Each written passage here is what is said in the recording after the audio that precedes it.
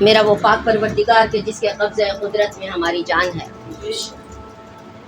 ہم سب کی تمام خواہشات کو، حاجات کو وہ پورا کرتا ہے، ہماری تمام ضروریات کو وہ پورا کرتا ہے، ہمارے کہے بغیر کرتا ہے، وہ تدبیر کرنے والا ہے، ہم نہیں جانتے، وہ انتظام کرنے والا ہے۔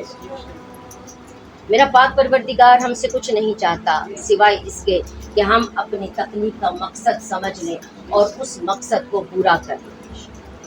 اس تخلیق کے مقصد کو سمجھنا ہمارے لیے آسان ہے اگر ہم قرآن پاک جو اللہ تعالیٰ کا کلام ہے ہم اس کو پڑھیں، اس کو سمجھیں اور پھر اس کو اپنی زندگی پر لاگو کریں۔ بعض اوقات لوگ یہ سمجھتے ہیں کہ قرآن پاک کو سمجھنا ہمارے لیے بڑا مشکل ہے، ہم کیسے کر سکتے ہیں، اس کے اوپر عمل کیسے کر سکتے ہیں؟ تو اس کے لیے پھر تفسیر کی ضرورت پڑتی ہے کہ تفسیر کی جائے تاکہ سمجھایا جا سکے۔ یہ صاحبان علم ہی تفسیر کر سکتے ہیں اور وہ بتا سکتے ہیں، وہ لکھتے ہیں، اور ہم جیسے کچھ لوگ جو یہ سمجھتے ہیں کہ واقعی اس کو لوگوں کے سامنے آنا چاہیے، وہ اس کو آگے بیان کرتے ہیں۔ علماء کرام کی اور مفسرین کی، مجتہدین کی لکھی ہوئی تفسیر کو سمجھ کر اسے بیان کرنے سے کوئی مفسر نہیں بنتا۔ اگر ہم وہ کہلانا شروع کر دیں جو ہم نہیں ہیں تو یہ بہت بڑی خیانت ہے۔ وقتی طور پہ خوشی محسوس ہوتی ہے، کوئی کیا کہے گا مفسرہ قرآن، نہیں، کسی کی محنت ہے، دن رات مجتہد بننا کوئی اتنا آسان نہیں ہے، کتنے برس ہا برس کی ان کی محنت ہوتی ہے، ان کا بیان کیا گیا، ان کا بتایا گیا، اگر ان کے بتائے گئے کو بھی ذرا سمجھ جائیں پھر آگے جا کر سمجھانا، اس کو بتانا، یہی بہت بڑی بات ہے، بجائے اس کے کہ ہم وہ نام لے لیں، وہ لیبل ساتھ لگا لیں کہ ہم تو یہ ہیں، نہیں، ہم وہ نہیں ہیں۔ اگر ہم پیغام کو صحیح طریقے سے پہنچا سکیں تو یہ بھی بہت بڑی کامیابی ہے۔ صلوات کیجیے۔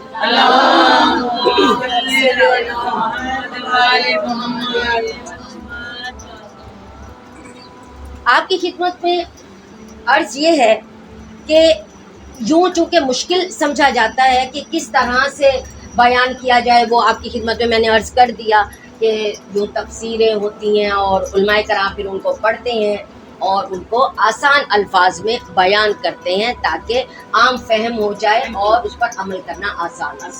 اس سے بھی ایک زیادہ آسان طریقہ ہے، وہ اللہ تعالیٰ نے ہم پہ بڑا کرم کیا اور ہمیں ایسے گھرانے میں پیدا کیا کہ جس گھرانے میں وہ ان چلتی پھرتی تفسیروں سے محبت سکھائی۔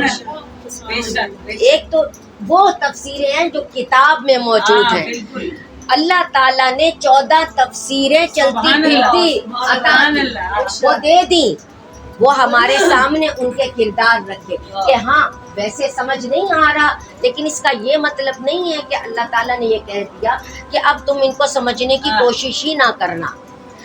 کہا یہ کہ جب اس کو پڑھو اور سمجھنے کی کوشش کرو اور تھوڑا سا ابہام ہو، سمجھ نہ آئے کہ ایسا کیسے ہو سکتا ہے، تو پھر ان کو دیکھو، وہ جو چلتی پھرتی قرآن کی تفسیریں ہیں، وہ جو 14 معصومین ہیں، ان کو دیکھو، ان کا کردار کیسا ہے، تمہیں یقین آ جائے گا کہ اس پر کوئی عمل کر سکتا۔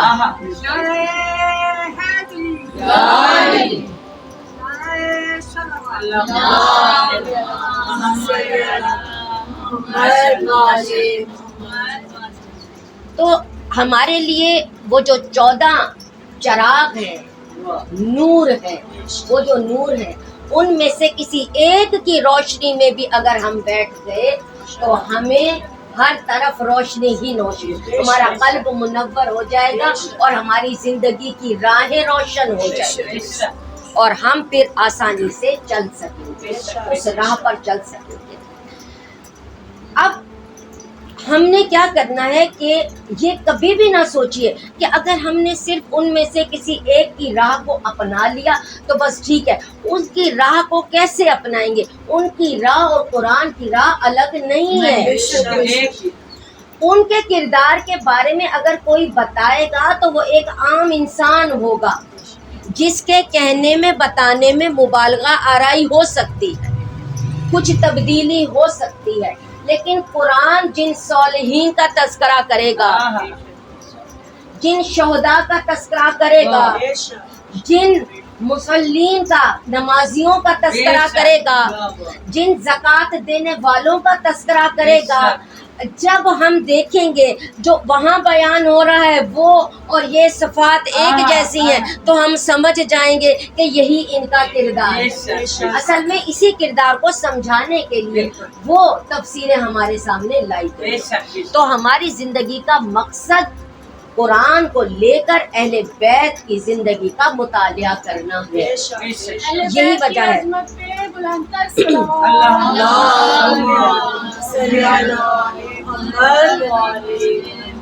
یہی وجہ ہے کہ وہ جو حدیث ثقلین ہے اس کی بڑی اہمیت اب سمجھتے ہیں اور سب مسلمان سمجھتے ہیں۔ انی تارک فیکم الثقلین کتاب اللہ و اطرتی اہل بیتی۔ تو رسول پاک یہاں پر یہ بھی تو کہہ سکتے تھے نا کہ کتاب اللہ فقط اس کی بات کرتے یا اطرتی اہل بیتی، جب دونوں کو ملایا اس کا مطلب ہے کہ ایک دوسرے کا آئینہ ہے۔ اہل بیت کو دیکھنا ہے قرآن میں دیکھو، قرآن کو دیکھنا ہے اہل بیت کے کردار میں دیکھو۔ کہیں بھی اہل بیت نے لوگوں کو اپنی طرف راغب نہیں کیا، اپنی طرف متوجہ نہیں کیا، اپنی طرف ملتفت نہیں کیا، بلکہ اللہ کی طرف کیا۔ قرآن بھی اللہ کی طرف لے کے جاتا ہے، اہل بیت بھی اللہ کی طرف لے کر جاتا ہے، وہ اپنی طرف لے کر نہیں آتے۔ اب تاریخ انسانی کا بہت بڑا واقعہ ہے کربلا۔ یہ کربلا کا واقعہ اتنا بڑا واقعہ ہے کہ ایسے ایسے لوگوں نے اس سے سبق حاصل کیا ہے جو مومن یا اہل تشیع تو چھوڑیے، وہ مسلم بھی نہیں تھے، انہوں نے اس واقعے سے بہت کچھ سیکھا ہے۔ نیلسن منڈیلا کتنا عرصہ جیل میں رہے ہیں، کوئی 2 دہائیاں تقریباً انہوں نے گزاری ہیں۔ تو وہاں پر کیا چیز ہوتی ہے، مطالعہ انسان کر سکتا ہے کتابیں، تو وہ بتاتے کہ آپ نے اتنے کتب کا مطالعہ کیا تو بتائیے آپ نے کون سی شخصیت سے آپ متاثر ہوئے، آپ نے اتنی بایوگرافیز پڑھی۔ انہوں نے کہا حسین، اس کی کیا جد و جہد تھی، کیسا صبر تھا اور کیا مقام تھا، کیسا ظلم تھا جو ان پر ہوا اور کس طرح سے انہوں نے اس کو برداشت۔ اب ہم تو وہ لوگ ہیں، ہمارا دعویٰ ہے اور درست بھی ہے کہ ہم وہ لوگ ہیں، ہم کہتے ہیں کہ ہم تو اہل بیت سے، رسول سے اور آل رسول سے اور اہل بیت رسول سے محبت کرنے والے، آل رسول سے محبت کرنے والے ہیں، اہل بیت سے محبت کرنے والے ہیں۔ تو ظاہر سی بات ہے جب ہم ان سے محبت کرتے ہیں ان کے غم اور خوشی کو بھی مناتے ہیں۔ اتنا بڑا واقعہ ہوا، اتنا بڑا غم تھا، تو ہمیں پتہ تو چلے یہ غم شروع کب سے ہوا، یہ جب شروع ہوا اس کی بنیاد کہاں سے پڑی۔ تو ہمیں معلوم ہوتا ہے کہ 28 رجب کو ایک سفر شروع کیا تھا امام حسین علیہ السلام نے، اور جو کہ آ کے 10 محرم کو اختتام پذیر ہو گیا وہ سفر۔ وہاں سے روانہ ہوئے تھے مدینہ سے 28 رجب 60 ہجری کو، اور 61 ہجری 10 محرم کو شہادت کے ساتھ وہ سفر تمام ہو جاتا ہے۔ اب معلوم تو وہ سفر کرنا کیوں ضروری تھا، تو بتائے گا کون؟ کوئی اور نہیں بتائے گا، دیکھنے والے نہیں بتائیں گے، سفر کرنے والا بتائے گا۔ تو روانہ ہوتے ہوئے جو انہوں نے وصیت لکھی تھی اپنے بھائی محمد بن حنفیہ کو، ان کے ہاتھ کا لکھا ہوا، اس میں لکھا ہوا ہے کہ میں امت مسلمہ کی اصلاح کے لیے جا رہا ہوں، میں یہ فریضہ انجام دے رہا ہوں، امت کی اصلاح کے لیے جا رہا ہوں۔ تو امت کی اصلاح کے لیے جا رہا ہوں تو میں کروں گا کیا؟ میں امر بالمعروف و نہی عن المنکر کروں گا۔ اب یہاں سے ایک بات سمجھ لیجیے۔ اچھا، ساتھ ہی آپ کو میں نے وہ آیت سنائی تھی، آیت نمبر 104 سورۃ آل عمران کی، جس میں کہا گیا تھا کہ تم میں سے کوئی ہونا چاہیے ایسا گروہ جو دعوت دے، جو کیا دعوت دے؟ امر بالمعروف اور نہی عن المنکر کی دعوت دے۔ اس کے بعد آیت نمبر 110 میں پروردگار ارشاد فرماتا ہے سورہ آل عمران کی، جس کا مفہوم ہے کہ یہ جو فریضہ انجام دے گا اس کی بدولت وہ خیر الامم، وہ امت کہلائے گی۔ یعنی جو امت یہ فریضہ انجام دے گی وہ بہترین امت ہوگی۔ اس کا مطلب جو شخص امر بالمعروف و نہی عن المنکر کرتا ہے وہ دراصل کیا کر رہا ہے؟ وہ فرض نبھا رہا ہے، اور جو فرض نبھانے والا شخص ہوگا وہ بہترین ہوگا۔ اگر فرض نبھانے والی امت بہترین ہے تو پھر فرض نبھانے والا شخص بھی بہترین ہوگا۔ اب امام جو فرما رہے ہیں ذرا غور کیجیے گا، سفر شروع ہو رہا ہے، پوچھتے ہیں کہ آپ کا مقصد کیا ہے؟ اے حسین آپ کیوں جا رہے ہیں؟ انہوں نے کہا مقصد کیا بتایا، اور یہ بالکل ابتدائی چیز میں آپ کی خدمت میں عرض کر رہی ہوں، اور انشاءاللہ 2 مہینے 10 دن تک آپ یہ دیکھیں گے کہ اگر شروع کا سبق، کہتے ہیں کسی کو الف بے درست آ جائے، الفابیٹ صحیح آئے تو آگے اس کے لکھنا ٹھیک ہے، آگے اس کی لکھائی اچھی ہوتی ہے، سمجھ آ جائے آگے پڑھنا آسان ہوتا ہے۔ بالکل اسی طرح سے یہ ابتدائیہ ہے، یہ بالکل ابتدائی قاعدہ ہے کہ سمجھ آئے۔ اگر کوئی کربلا کو سمجھنا چاہتا ہے تو ابتدائی قاعدہ 28 رجب کا وہ میسج ہے امام حسین علیہ السلام کا، جو وہ محمد بن حنفیہ اپنے بھائی کو دے کر آئے تھے کہ میں جا رہا ہوں امت کی اصلاح کے لیے۔ اچھا امت کی اصلاح کے لیے جا رہے ہیں تو مولا طریقہ کون سا ہوگا؟ امر بالمعروف و نہی عن المنکر۔ اچھا اس سے کیا ہوگا؟ اس سے زندگی ملے گی۔ کس کو زندگی ملے گی؟ حسینی اقدار کو، اقدار عاشورہ کو، ان ویلیوز کو، ان انسانی اقدار کو جو مر چکی ہیں، جو ختم ہو چکی ہیں۔ اگر وہ کہتے ہیں کہ میں ان کو زندہ کرنے کے لیے جا رہا ہوں، ان اقدار کو زندہ کرنے جا رہا ہوں، اس کا مطلب ہے کہ وہ مر چکی ہیں تو وہ ان کو زندہ کرنے جا رہے ہیں۔ اب کیا کہا؟ بعض اوقات کوئی اچھی بات ہوتی ہے تو کہتے ہیں ہاں یہ کر لیں، اور ہم یہ نہیں سمجھتے کہ اگر اس کے الٹ کام ہوگا تو وہ غلط ہوگا۔ اب پروردگار نے کیا ارشاد فرمایا ہے؟ سب سے پہلے تو یہ کہہ دیا کہ اچھے کام کی آپ حکم کریں، برے کاموں سے روکیں، جو عام طور پر ہم معروف اور منکر کا مطلب سمجھ رہے ہوتے ہیں۔ انشاءاللہ اس کی بہت اچھی ایک آپ کو تفسیر آپ کی خدمت میں عرض کریں گے، معروف کی اور منکر کی، لیکن فی الحال یہی سمجھیے کہ اچھا اور برا۔ اب کہا پروردگار نے قرآن پاک میں سورہ توبہ میں پروردگار ارشاد فرماتا ہے، پہلے کہا کہ امر بالمعروف و نہی عن المنکر کریں گے، اب کہا کہ المنافقون والمنافقات بعضهم من بعض یأمرون بالمنکر، کچھ منافق مرد اور منافق عورتیں بعض میں سے ایسے ہیں جو یأمرون بالمنکر، جو حکم کرتے ہیں منکرات کا۔ ہمیں حکم دیا جا رہا ہے امر بالمعروف کا، تو کہا وہ حکم کرتے ہیں منکرات کا، وَيَنْهَوْنَ عَنِ الْمَعْرُوفِ، اور اچھے کاموں سے وہ روک دیتے ہیں۔ ایسے ہیں لوگ، جب کوئی اچھائی کرنے لگتے ہیں تو وہ کیا کہتے ہیں؟ رہنے دیں، اور بہت سے لوگ ہیں کرنے والے، آپ ان کو دے رہے ہیں، ان کو اور بہت سارے لوگ دے رہے ہیں، آپ ادھر لگا رہے ہیں، رہنے دیں، ان کو ضرورت نہیں ہے، فلاں کو کر۔ اس لیے یہ سمجھیے اللہ تعالیٰ فرق بتا رہا ہے، ایک اچھا کام بتا رہا ہے لیکن اچھے کے ساتھ اس کا الٹ جو کرتے ہیں وہ ان کے بارے میں بتا رہا ہے کہ پھر اس کا مطلب کیا ہوا، ہم نے پہچاننا ہے۔ ہم کہتے ہیں ابھی ہمیں نہیں پتا منافق کون ہے، منافق کون ہے، ہمیں کیا پتا؟ تو اللہ تعالیٰ نے نشانی دے دی، اللہ نے کہا جو برے کام کا حکم کرے اور نیک کام سے روکے، سمجھ لینا کہ وہ وہی ہیں، وہی تو منافق ہیں، وہی فاسق ہیں۔ پروردگار نے یہ کہا۔ اچھا پھر یہیں پہ نہیں رکا، اب انسان یہ سوچ رہا اچھا یہ منافقوں کی نشانی یہ ہوتی ہے تو پھر مومن کون ہوتا ہے؟ تو پروردگار نے چھوڑا نہیں، یہاں پہ کہا آیت نمبر 71 ہے سورہ توبہ کی، والمومنون والمومنات بعضهم اولیاء بعض، مومنین ہیں، مومن مرد بھی ہیں اور مومن عورتیں ہیں، بعض میں سے بعض ایک دوسرے کے دوست ہوتے ہیں۔ یامرون بالمعروف، وہ امر کرتے ہیں، وہ حکم کرتے ہیں اچھے کام کا، وینہون عن المنکر، اور منکر سے وہ روکتے ہیں، ویقیمون الصلاۃ، اور نماز قائم کرتے ہیں، ویؤتون الزکاۃ، اور زکوٰۃ دیتے ہیں، وَيُطِيعُونَ اللَّهَ وَرَسُولَهُ، اور وہ اطاعت کرتے ہیں اللہ کی اور اس کے رسول۔ نعرہ تکبیر، نعرہ رسالت، نعرہ حیدری، نعرہ داری، نعرہ بلندتر صلوات، صلی اللہ محمد والے۔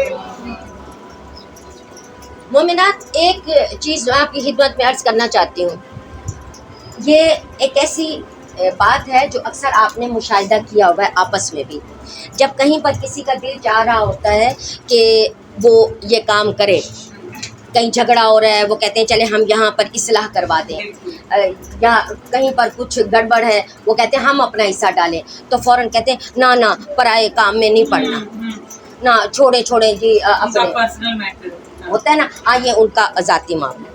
تو امام پنجم امام محمد باقر علیہ السلام سے روایت ہے، فرماتے ہیں سب سے بری قوم وہ ہے جو امر بالمعروف و نہی عن المنکر کو عیب سمجھے۔ یہ عیب ہی سمجھنا ہوا نا کہ نہیں لوگ پیچھے پڑ جائیں گے، چھوڑو۔ تو یہ کون؟ یہ امام فرما رہے ہیں کہ یہ جو اس کو عیب سمجھے، تو کہا وہ سب سے بری قوم ہے۔ اچھا، اس کے بعد بڑی اچھی بات کہی ہے ہمارے امام ضامن امام علی رضا علیہ السلام۔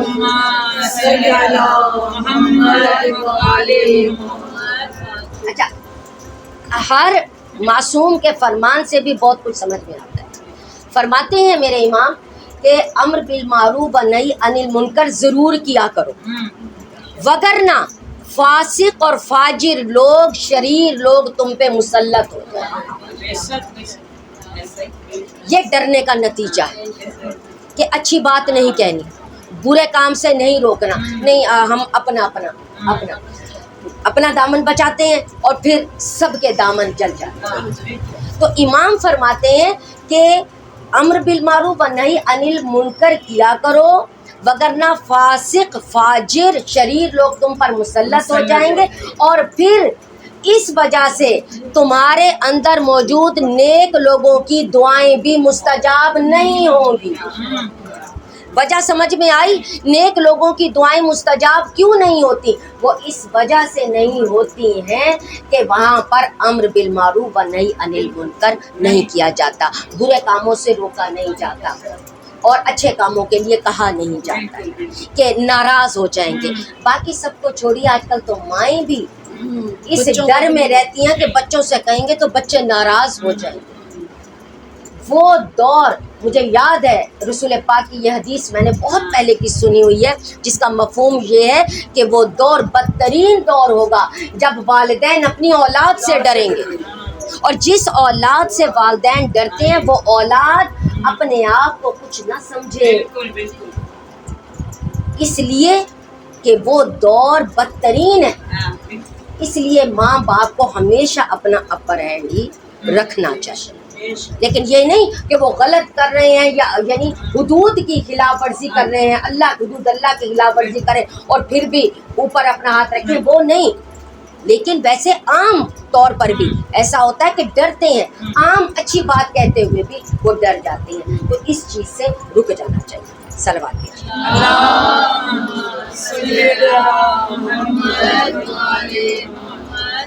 کہتے ہیں کہ کسی نے سوال کیا تھا رسول پاک سے، اور اسے ہماری طرف جو روایت کیا امام جعفر صادق علیہ السلام نے روایت کیا، وہ فرماتے ہیں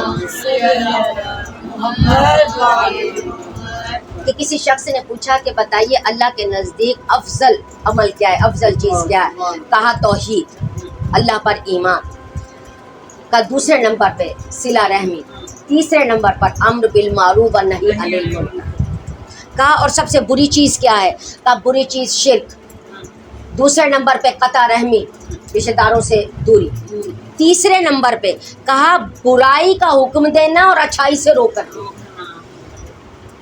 اور انہی امام سے روایت ہے کہ رسول پاک سے انہوں نے فرمایا ہے کہ ایک شخص کو بیٹھے ہوئے تھے رسول پاک، اور انہوں نے کہا کہ کیا برا وقت ہوگا، جب کیا وہ وقت ہوگا، کیا کرو گے تم لوگ اس وقت؟ کہا یا رسول اللہ کیا ہوگا؟ کہا جب تمہاری عورتیں بری ہوں گی اور جوان فاسق ہوں گے۔ کہا کیا ایسا بھی ہوگا؟ کہا ہاں ایسا ہوگا۔ کہا تو پھر کیا ہوگا؟ کہا تب ایسا ہوگا کہ تم لوگ منکر کو اچھا سمجھو گے اور معروف کو برا سمجھو گے، اچھے کو برا، برے کو۔ کیا واقعی ایسا ہوگا؟ کہا ہاں اس سے بھی برا وقت آئے گا۔ جب پوچھا کہ اس سے برا وقت کیا ہو سکتا ہے، کہا کہ تمہاری نگاہوں میں وہ وقت سب سے برا ہوگا، اللہ نہ کرے کہ آج کا دور وہ دور ہو، تمہاری نگاہوں میں معروف منکر ہوگا اور منکر معروف ہوگا۔ میں اب اس کی مثال آپ کو دیتی ہوں، ہو سکتا ہے ذہن میں ہو کہ نہیں یہ تو چلو ابھی یہ دور تو نہیں آیا۔ جب کوئی پردہ کرتا ہے تو اس کو برا سمجھ لیتے ہیں، بالکل بڑے دیکھے ہیں پردہ دار، ہنسی۔ جب کوئی پردہ کرتا ہے، اور تو اور حد دیکھیے، لڑکے کہتے ہیں ہمیں حجابی نہیں چاہیے، بالکل بالکل، اور حجاب کرنے والی بچیوں کے حجاب اتروائے گئے ہیں۔ بالکل لڑکوں کی مائیں تک حجاب کو۔ تو اب آپ اس سے اندازہ لگا لیجئے کیا یہ وہ دور نہیں بن گیا بالکل، جہاں منکر کو معروف سمجھا جا رہا ہے، بے پردگی کو، بے پردگی، بالکل انتہا درجے کی بے پردگی ہے، اس کو فیشن یا اس کو ایڈوانس ہونا سمجھا جا رہا ہے، فخر سمجھتی اور ہیں، بالکل اس کے اوپر فخر کرتی ہیں۔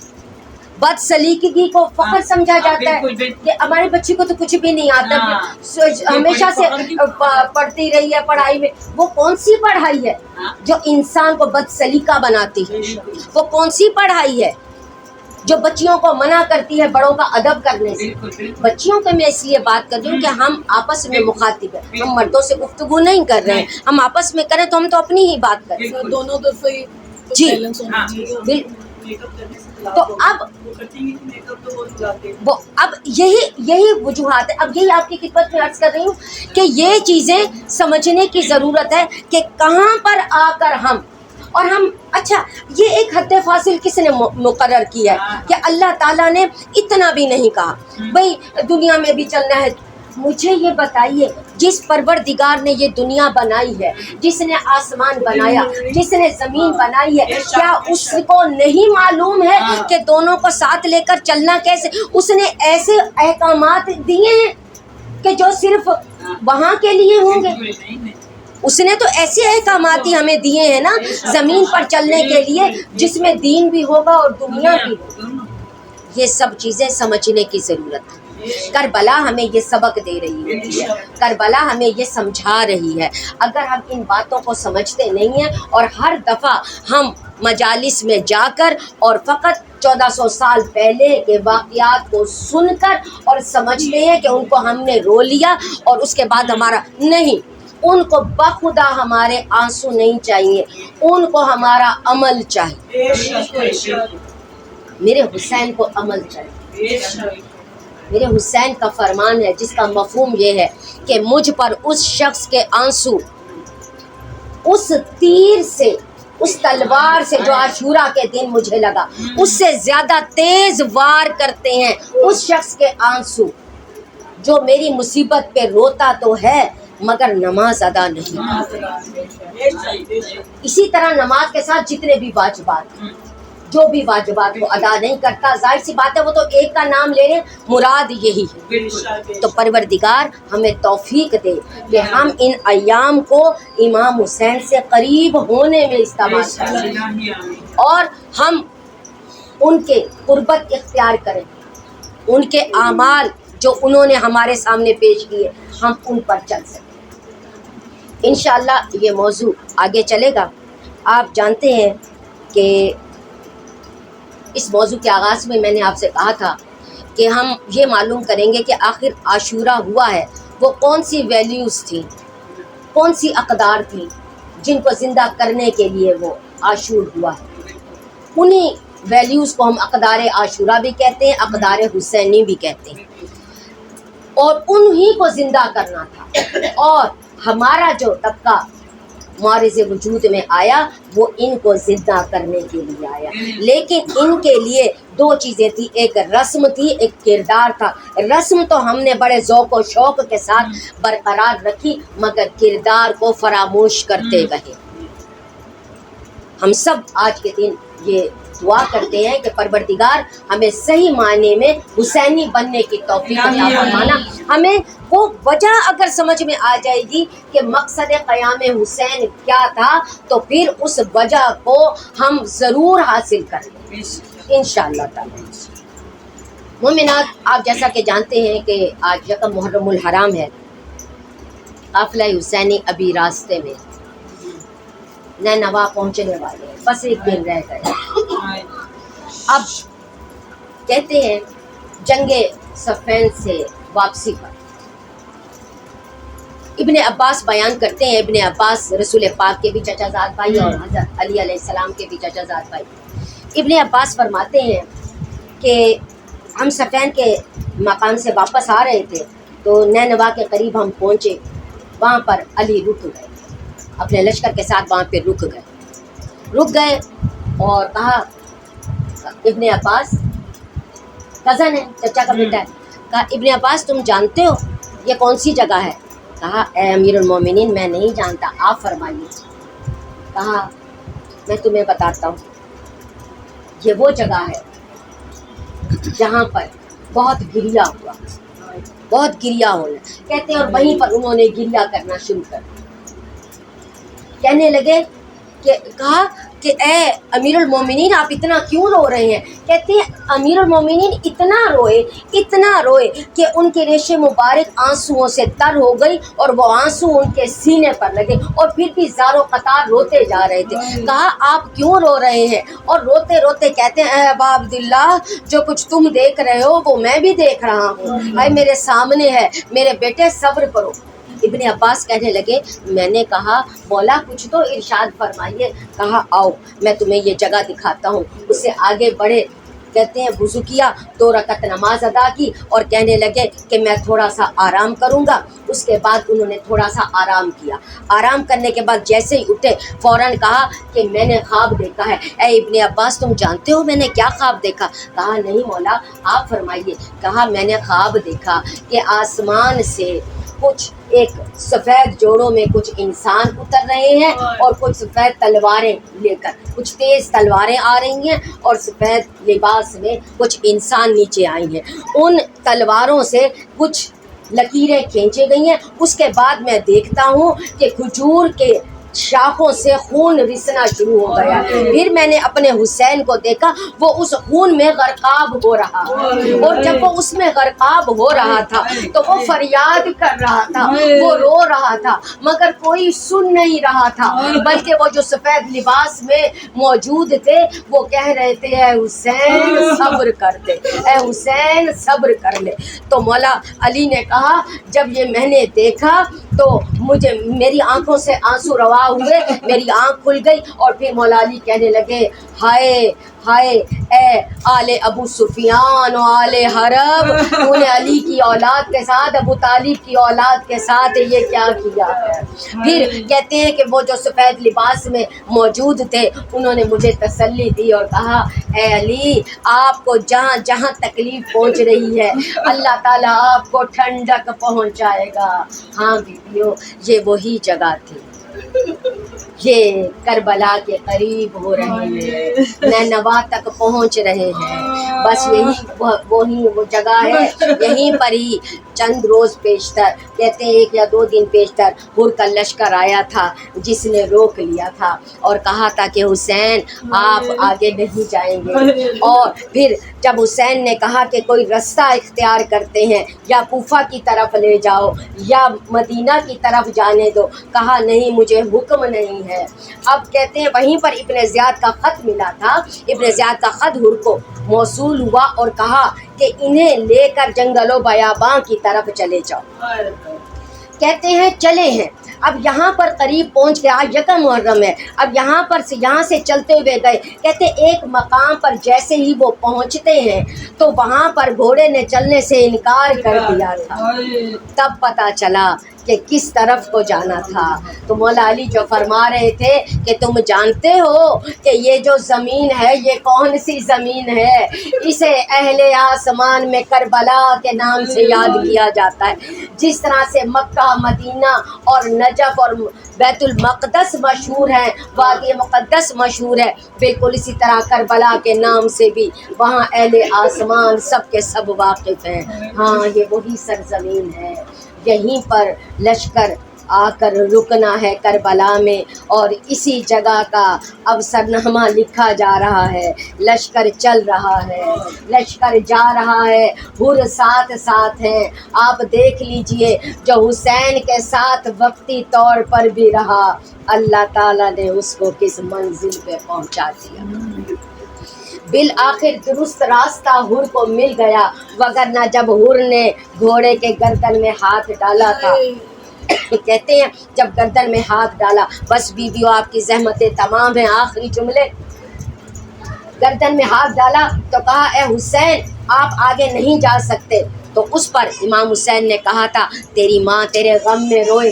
یہ سن کر حر نے سر جھکا لیا تھا، کہا اگر آپ کے علاوہ کسی اور نے کہا ہوتا تو میں اس کو اس کا جواب دیتا، لیکن آپ کی ماں ایسی ہے، ایسی ماں کے بیٹے آپ ہیں جن کی پورے عرب میں، پوری کائنات میں ایسی عزت ہے، میں زہرا کے بیٹے کو ایسا نہیں کہہ سکتی.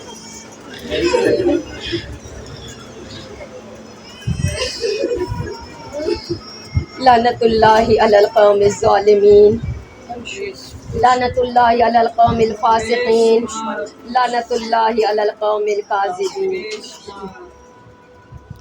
آئیے مل کر رب حسین